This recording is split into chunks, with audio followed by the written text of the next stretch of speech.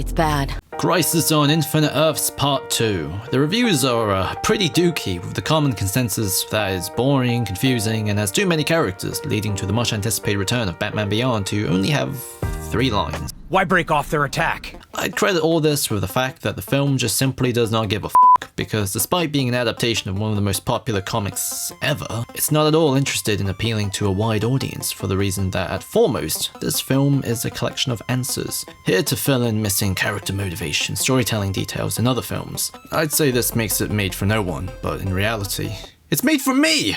I've been the only person paying attention this whole time. Similar to Endgame, it revisits the previous films to show the scenes between scenes, but rather than for a celebratory victory lap, it's here to show how the puzzle pieces fit together, the hidden story that's been happening in the Tomorrowverse this whole time. So this video essay is going to be a little bit different than usual. It's less formal, because I just kind of want to say my piece, which is hopefully unique, as the only person who seemingly cares about the Tomorrowverse apparently.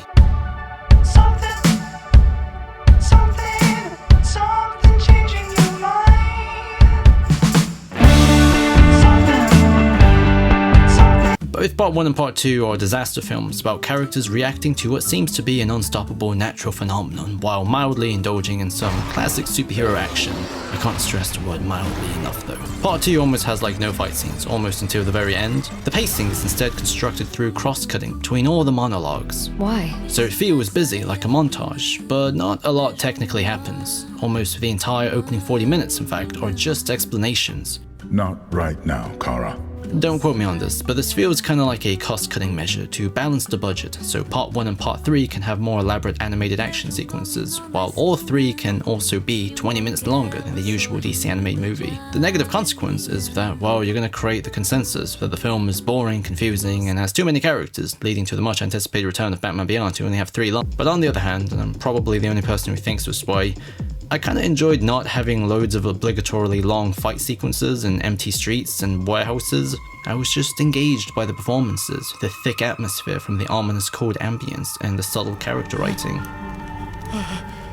The universe feels cold and indifferent, shaped by the stories and choices of a few cold and indifferent men.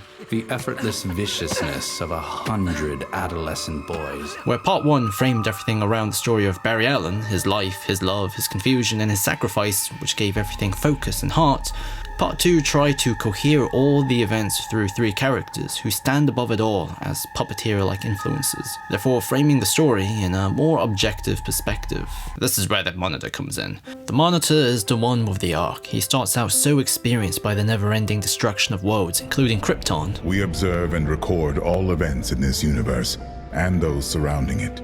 That he's distant because he's so afraid of empathy.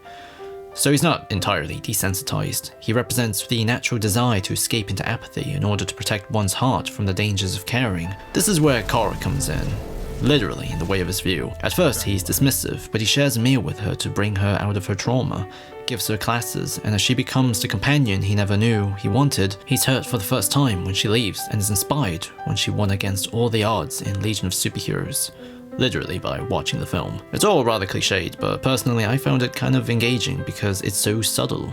You have to investigate what he's thinking, as most of his development is communicated through the changes in his quiet looks, the guilt, the love, the faith. This in turn retroactively gives meaning to his appearance in Part 1, which is now the climax of his walls coming down. This caring has cost me much. Why must I suffer it? Therefore, when he loses his composure at the end because he's truly terrified, it's like, oh damn, the wall you've been trying to peek around, it's actually gone. And when he got vaporized, I was like, damn, I really did care about him.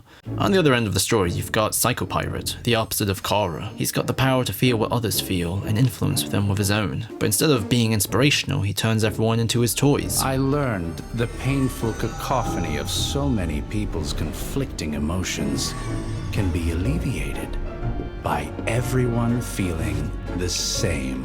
Psycho Pirate represents complete misanthropy and nihilism, where in a cold, dark universe that lets civilizations die in a cycle, where the most powerful beings would rather watch and try their best to avoid caring, is someone who lives in this universe, who's just interested in making hell out of his own amusement. He had his opportunity for redemption when his role in the think tank was to keep the worlds calm, but he tricks the newly hopeful Monitor to give him a boost and joins the anti-Monitor to continue with people. And this is where the Bat family comes in. Their appearance is almost entirely modular in the sense that they don't really contribute to the plot outside of acting as a case study for Psycho Pirate's influence. I'll stand by and watch you do. The Tomorrowverse Batman doesn't care about these people because he never made a Bat family of his own, while everyone else either got increasingly annoyed by him or have misguided loyalty. That Batman is a fool. I'll tell you what he wasn't. Alone. Leading to this unintentionally hilarious climax where Batman gets his ass beat by Terry and Dick, and then they're immediately like, oh shit, afterwards. Psycho Pirate's role loosely bookends the story. In the first act, we hear the story of him turning his private school into hell. In the end, he turns the hero against each other, therefore making the end of the world no longer manageable through cooperation and community. The purpose of all of this is to paint a journey of what empathy looks like in the face of devastation, to show how a disaster isn't just a physical crisis, it's also a crisis of empathy that must also be managed. As Psycho Pirate argues, I discovered most human action is dictated by emotion, not reason, not altruism, not even self-preservation. Vain, transitory feeling overrides them all. It's too hard. Warmth, compassion, caring. They're too complex. but as Monitor showed in all this, sometimes you just have to say f and care, even if it costs you everything, because a few moments of empathy is more meaningful than multiple lifetimes of indifference. Learning to trust was the beginning of wisdom for me. A remarkable change. Millions of years of cold observation. Bottomless indifference. I find the death of this creature distracting. And now, it's all your fault. I would give anything to save them. Crisis on Infinite Earths Part 2 is a really weird film. I get why people hate it, but I think I lean more towards positive than the negative because I don't know, it's got good vibes.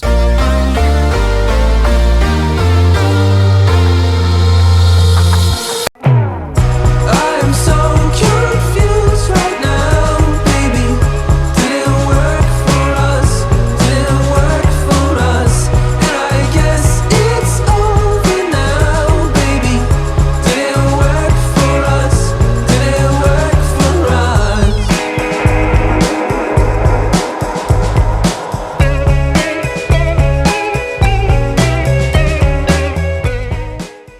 So this video took a lot longer than I planned because I didn't really know how to phrase it. I knew it wasn't going to be very academic sounding, but I didn't want my own presence to be overwhelming, so I had to keep reorganizing my thoughts and topics over and over and over again until it told a story and had my thoughts flowing through it in a pretty natural way. But yeah. Cool, dude. Part 3 I guess is coming out in July now.